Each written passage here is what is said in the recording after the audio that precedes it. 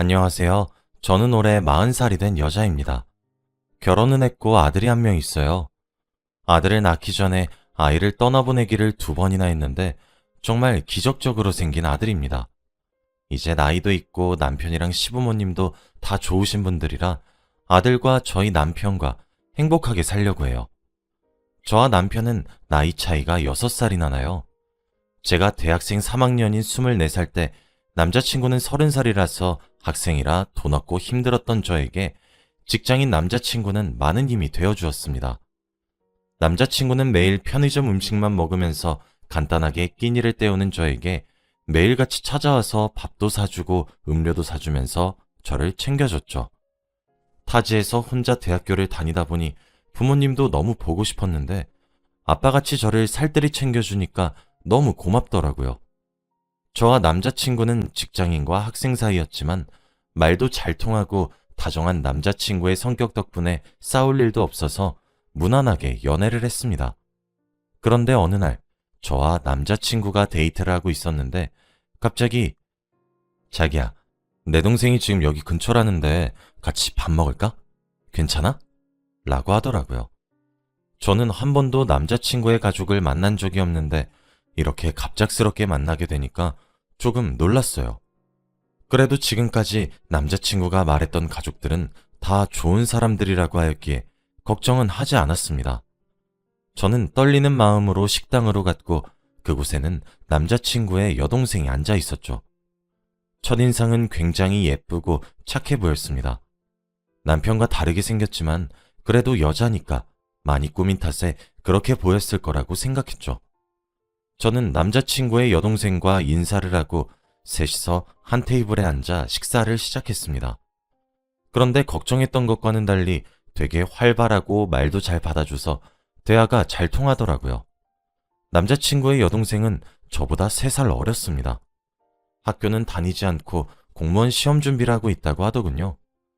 저는 주위에 공무원 준비하는 친구들이 많아서 남자친구의 여동생에게 주위 친구들 보면 많이 힘들어 보인다고 화이팅 하라고 말해주고 그녀도 저에게 응원 고맙다며 웃으면서 말해주었습니다. 남자친구가 밥을 거의 다 먹어갈 때쯤 화장실을 다녀온다고 자리를 비웠고 그때 갑자기 남자친구 여동생이 언니는 이제 곧 졸업인데 저희 오빠가 밥 먹자고 하면 왜 좋다고 나와요? 공부는 안 해요? 그렇게 살다가 뭐 되려고 그래요? 저처럼 시험 준비라도 하시지. 라고 하는 겁니다. 갑자기 그런 날카로운 질문을 들으니까 왠지 기분이 나쁘더라고요.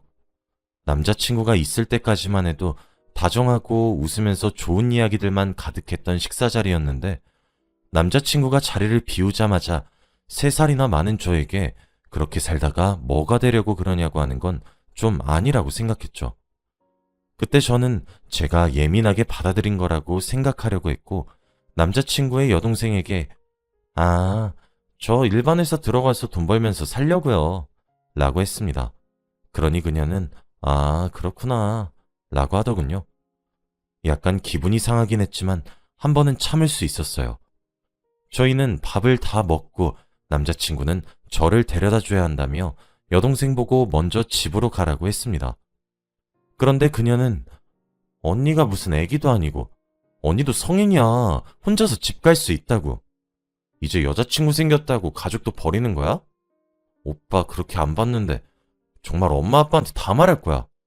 라고 하더군요. 야, 우리 집은 여기서 얼마 안 걸리는데 금방 갈 수 있잖아. 수연이는 집이 멀어서 내가 차로 데려다 줘야 해. 오빠, 요즘 버스도 있고 택시도 있는데 굳이? 오빠 차 그렇게 얻어 타면서 언니가 기름값은 줘? 저는 옆에서 계속 듣고 있으니 기분이 팍 상하더라고요. 저기요, 말이 너무 지나치시네요. 기름값이라니. 남자친구가 여자친구 집 데려다 주는 게 그렇게 이상한가요? 그쪽은 여기서 집까지 걸어서 5분이잖아요. 오빠, 그냥 오늘은 나 혼자 갈게. 그냥 동생이랑 집 가. 그런데 그녀는 제 말을 듣고 좋다는 듯이 그래요, 혼자서 잘 가요. 오빠, 가자. 라고 하더라고요. 저는 혼자서 가려고 했지만 남자친구가 굳이 데려다 준다고 해서 여동생은 혼자 집에 걸어가게 하고 저는 남자친구의 차를 타고 집으로 가게 되었어요. 차를 타고 집으로 가는데 남자친구가 수연아, 미안. 우리 동생 많이 짓궂지? 아니야, 괜찮아. 내가 많이 예민하게 굴었나 봐. 나중에 오빠 여동생한테 사과할게. 아니야, 너 맞는 말 했어. 사실 이건 나중에 말하려고 했는데, 응? 뭔데? 사실 나랑 동생은 피가 섞인 남매가 아니야. 어? 무슨 소리야? 장난치지 마. 우리 아버지가 내가 어렸을 때 우리 동생 어머니랑 재혼을 하셔서 그렇게 배다른 남매가 된 거야. 어렸을 때는 기댈 곳이 우리 둘밖에 없으니까 친하게 지냈는데 내가 여자친구 생기고 나서 많이 소홀해졌다고 섭섭해서 그러는 걸 거야. 미안해. 알고 보니 남자친구와 남자친구의 여동생은 배다른 남매였던 겁니다. 그런 아픈 사정을 들으니 그녀가 저한테 했던 모진 말들이 다 섭섭함에서 나온 말들이라고 느껴지면서 이해가 되더라고요. 저는 그날 남자친구에게 그녀의 전화번호를 받고 미안하다고 먼저 연락을 해서 서로 좋게 화해를 했습니다. 얼마 뒤 제가 대학교를 졸업하자마자 남자친구와 결혼을 하게 되었습니다. 남편은 직장인이고 저는 아직 취업을 준비하는 사람이다 보니까 집에서 집안일을 하면서 취업 준비를 하려고 했죠. 저와 남편은 남편의 직장과 가까운 곳으로 신혼집을 잡았어요. 그런데 얼마 뒤 시누이가 저희 윗집으로 이사를 왔더라고요. 공무원 준비한다던 시누이가 어떻게 혼자서 살 수 있냐고 물어보니 남편 말로는 워낙 고집을 피워서 어쩔 수 없었다고 합니다. 혼자서 공부하느라 바쁠 시누이가 걱정돼서 반찬도 자주 만들어서 냉장고에 넣어주고 청소도 해주려고 했죠. 그런데 저희 신혼생활이 일주일도 되지 않아서 시누이의 괴롭힘이 시작됐습니다. 저희가 자고 있는 새벽 6시부터 저희 집 초인종을 마구 눌러대면서 언니, 오빠, 밥 줘! 라고 하는 겁니다. 남편은 출근이 9시라서 적어도 8시엔 일어나는데 새벽 6시라뇨. 눈곱도 떼지 못하고 문을 열어주면 시누이는 밥을 달라고 합니다. 처음에는 혼자서 먹기 힘들고 시험 준비 때문에 시험 기간에 맞춰서 하루를 움직여야 한다고 하길래 이해하려고 했지만 매일같이 그렇게 찾아오니까 조금은 버겁더라고요. 그리고 이거 만들어줘 저거 만들어줘 하면서 아예 메뉴를 고르고 또 집으로 오면 막무가내로 살림 잔소리를 잔뜩 합니다. 언니, 이렇게 두면 먼지 쌓인다니까? 언니, 이 그릇 깨끗이 씻은 거 맞아? 라고 하면서 무슨 가정도움이 대하듯이 저를 대해요. 그리고 밥을 먹었으면 차려줘서 고맙다고 말을 하거나 아니면 차려주기 전에 자기가 먹고 싶은 재료들을 사오면 될 텐데 그냥 밥 먹고 입을 쓱 닫고 자기 집으로 다시 돌아갑니다. 무슨 저희 집이 식당도 아니고 말이죠. 그래도 시누이가 시험을 준비하니까 예민할 거라고 생각하고 참았어요. 그렇게 한 몇 달 정도를 저희 집에 매일같이 방문해서 밥을 얻어먹고 갔습니다. 그런데 시누이는 여기서 끝나지 않았어요. 남편이 출근하고 집에 저 혼자 있으면 저희 집에 와서는 언니, 돈 좀 빌려주시면 안 될까요? 라고 부탁을 해요. 원래 단 한 번도 애절하게 부탁을 한 적이 없는데 이번에는 제 손을 잡으면서 제발요 언니 라고 했습니다. 제가 돈 관리를 하는 걸 알아서 그런지 시누이가 저한테 부탁을 하더군요. 그래서 저는 얼마 빌려주길 원하냐고 물어보니 무려 1,000만 원이나 빌려달라고 하더라고요. 사실 시누이는 저희 시댁에서 사치 부리는 걸로 유명한데 용돈을 받으면 옷을 사거나 명품 가방 사는데 써버려서 돈이 없어요. 이번에는 신용카드를 막 긁어버려서 한 달 카드값이 1,000만 원이나 나왔다고 하더군요. 저는 우선 생각해 볼게요 라고 했지만 1,000만 원은 너무나도 부담되는 금액이었기 때문에 저 혼자서 결정할 수 있는 문제가 아니었어요. 그래서 남편이 퇴근을 하고 조심스럽게 말을 했습니다. 여보, 오늘 시누이가 와서 나한테 돈을 좀 빌려달라고 하더라고. 뭐? 돈? 얼마 빌려달라고 하던데? 1,000만 원. 뭐? 절대 안 돼. 걔 우리 결혼 전에도 돈 엄청나게 빌려갔다가 아직도 안 갚았어. 맨날 갚는다면서. 이번에 버릇 좀 고쳐놔야겠어. 절대 안 돼. 남편은 원래 화를 내거나 큰 소리를 치는 성격이 아닌데 시누이의 돈에 대해서는 항상 예민하게 반응을 했습니다. 남편의 말에 의하면 결혼 전에도 항상 몇백만 원씩 빌려간 게 수십 번이라고 하더군요. 처음에는 하나밖에 없는 여동생이니까 빌려줬지만 금방 갚지 않았고 점점 액수가 커져가서 이제는 못 믿겠다고 하더라고요. 그래서 저는 다음날 시누이한테 죄송한데 안 될 것 같아요 라고 했더니 언니는 그런 걸로도 오빠 설득 못해서 세상 어떻게 살아가려고 그래요?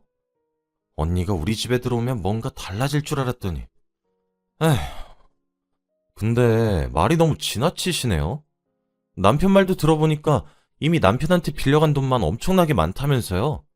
그럼 그거 다 갚고 빌려드릴게요. 아니, 그 많은 돈을 지금 당장 어디서 구해요? 그리고 제가 갚는다고 했는데 왜 저를 못 믿어요? 진짜 짜증나. 시누이는 저희 집 현관문을 쾅 닫고는 자기 집으로 올라갔습니다. 저는 제가 왜 그런 소리를 들어야 하는지 모르겠지만 그래도 나보다 동생이니까 참자 하고 말았어요.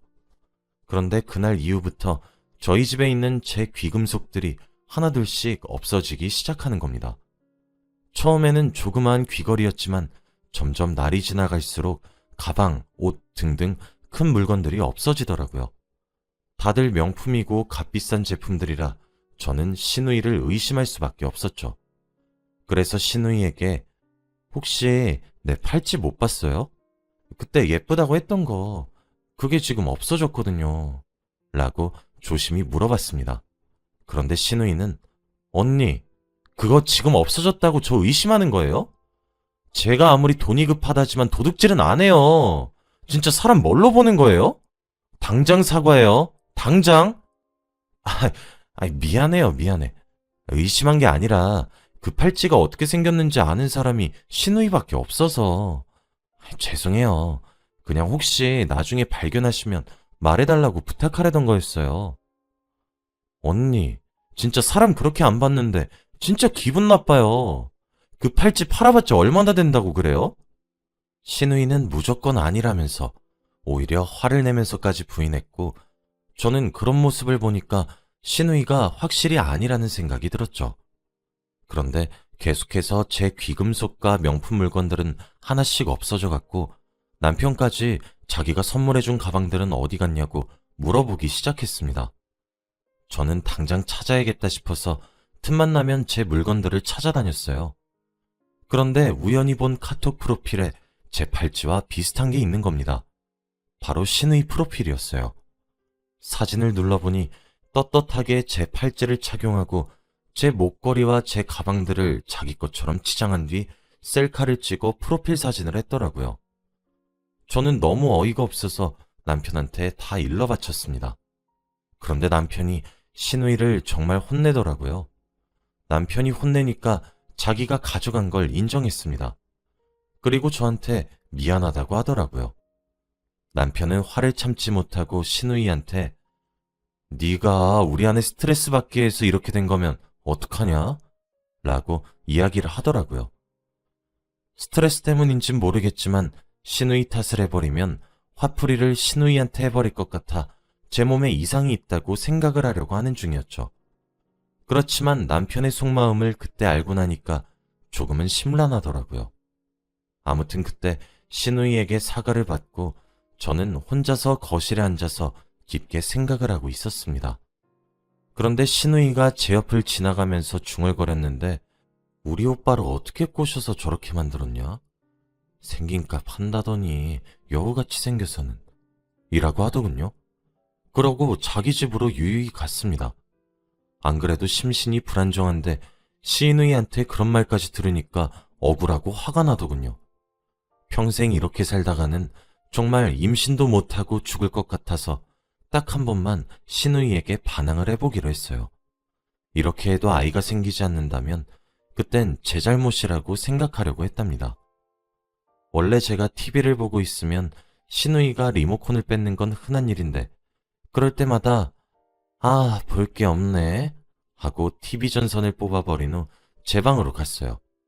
그러니 시누이는 언니 전선 다시 꼽아요 라고 소리를 쳤지만 저는 무시했습니다.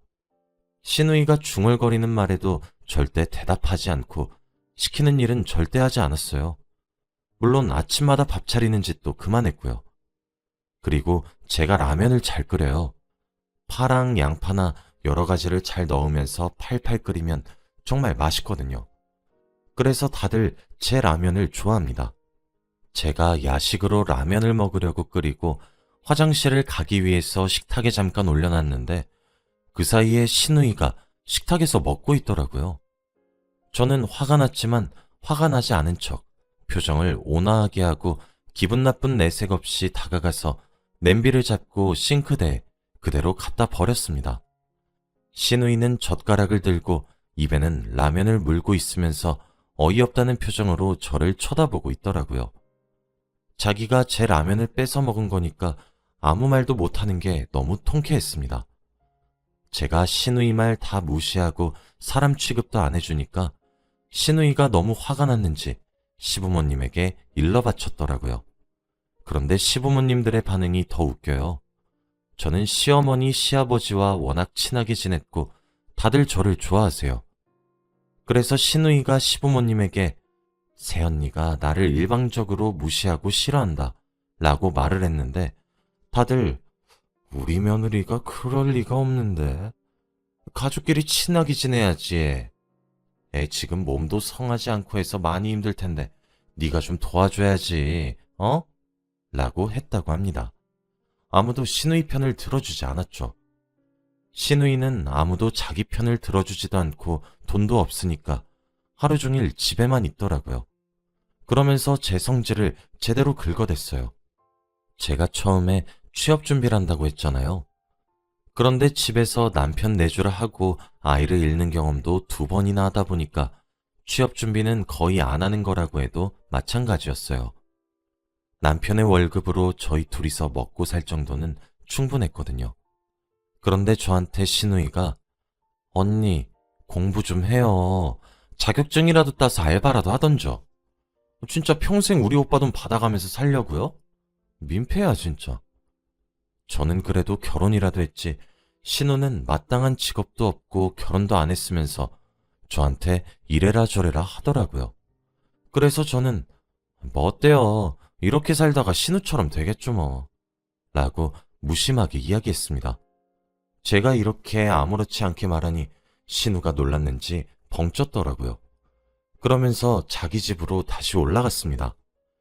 그렇게 제가 투명인간 취급하고 말대꾸도 안 해주고 하니 저희 집에 와서 저를 놀리는 재미가 없어졌는지 한동안 저희 집에 오지 않더라고요. 그래서 저도 그 시간을 즐기고 남편과 오붓한 시간도 같이 보냈습니다. 남편도 신우의 행방에 대해서 궁금해하지 않았어요. 그렇게 몇 주 뒤 가족 모임이 생겨서 저희 시부모님과 저와 남편 그리고 신우가 식당으로 가서 오랜만에 한 테이블에 앉아 도란도란 이야기를 나누면서 식사를 하고 있었어요. 그런데 갑자기 신우가 가족들 앞에서 오빠, 나 돈 좀 빌려주라. 어? 이번엔 진짜 갚을게. 우리 남매잖아. 하나밖에 없는 여동생한테 이 정도도 못 해줘? 라고 하더라고요. 아예 부모님 앞에서 대놓고 남편한테 부탁하면 남편이 아마 돈을 빌려주겠다고 할 줄 알았나 봐요. 하지만 남편은 그런데 네가 한 번이라도 갚았으면 줄 텐데 나한테 돈 빌려가 놓고 단 한 번도 갚은 적 없잖아. 갚을 노력이라도 안 했잖아. 그래서 이번은 좀 힘들겠다. 라고 단호히 말했어요. 저희 남편의 말에 시부모님도 이해를 하시는지 아무런 말도 없으시더라고요. 그런데 신우이가 갑자기 그렇게 심보를 못 대겠으니 애가 안 나오지. 라고 혼자서 중얼거렸습니다. 그런데 중얼거려도 거기 있는 저희는 전부 다 들었죠. 이때까지는 저한테 화를 내고 못되게 굴어서 다 이해하고 봐줄 수 있었지만 간절히 임신을 원하는 사람한테 그런 모진 말을 하면 안 되는 거잖아요. 저는 순간 너무 울컥해서 눈에 눈물이 맺혔고 저희 테이블은 아무 말도 오가지 않았습니다. 그때 저희 남편이 일어나서 신우의 뺨을 내리쳤어요. 저는 너무 놀라서 남편을 말렸지만 남편은 단단히 화가 났었죠. 너 새언니한테 그렇게밖에 말 못해? 네가 내 친동생은 아니었어도 하나밖에 없는 동생이니까 다 참을 수 있었어. 그런데 이건 아니지. 너 당장 사과해. 오빠, 미쳤어? 내가 사과하게? 왜? 다 맞는 말이잖아.